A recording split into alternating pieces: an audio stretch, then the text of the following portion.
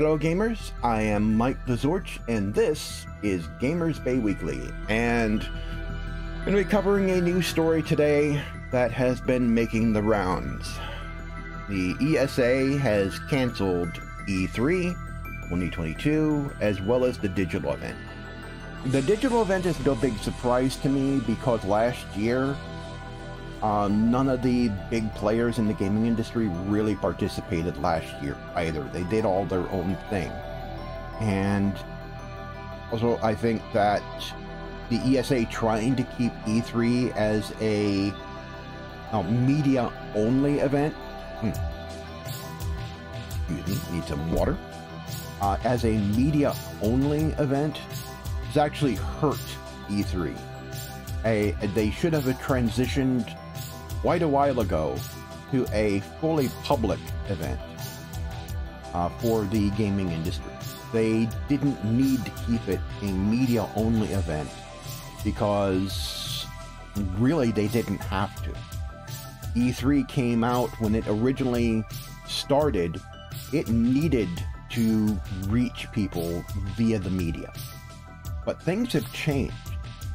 Gaming studios, the gaming industry can reach people directly via various ways, either streaming on Twitch or on YouTube and various other sites or through their websites. They don't need to go through the media. Gaming media, in fact, nowadays with all the woke crap going on, the gaming media is becoming pretty irrelevant, except for certain exceptions. The gaming media is becoming pretty much irrelevant.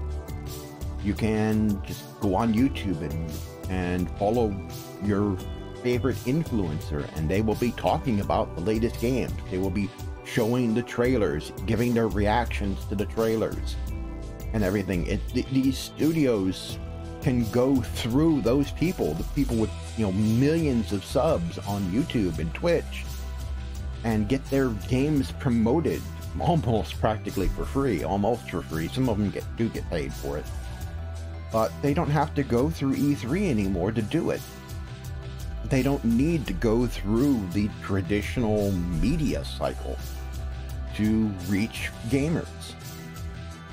And so E3 really should have transitioned over to something more like a Gamescom, where it's open to the public all the time and not just some of the time. It really needed to be a fully public event, and it wasn't, and that hurt E3 because the ESA is stuck in the 90s. For some odd reason, they're just stuck in the 90s. Now, the digital event being canceled, again, not a big surprise to me because a lot of the big players didn't participate anyway. A lot of them did their own thing around the same time, and there's probably not that much interest in people participating in it this year either. But a lot of them have just transitioned over to doing their own thing on YouTube and Twitch. So, no big surprise. So, the whole COOP thing just irks me because I know it's a bunch of bull. And I've actually recorded and re-recorded this whole thing because I went on a absolute rant over that. I mean, it just pisses me off like nothing else of what these lockdowns have done to the country and the people who participate in them. Anyway, they say they're going to try and do this again in 2023, but frankly, I don't think E3 is coming back. Or if it does, it will be such a nothing burger when it does that, it will be so small, such a failure that it will basically die.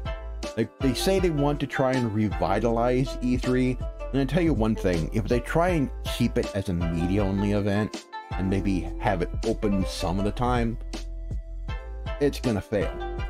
E3 needs to be a showcase for celebrating video games that is accessible to everyone all the time. It needs to be a fully public event. None of this media-only crap. The gaming media is completely irrelevant now. Times have changed, and the ESA needs to understand this. They need to understand it. You know, there's still a gaming media, you know, and they can still cover things.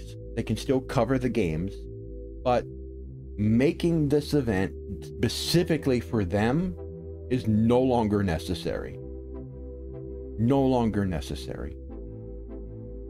And if they try to keep that, if they try to stay that, if they try to, they say that they want to revitalize it for next year.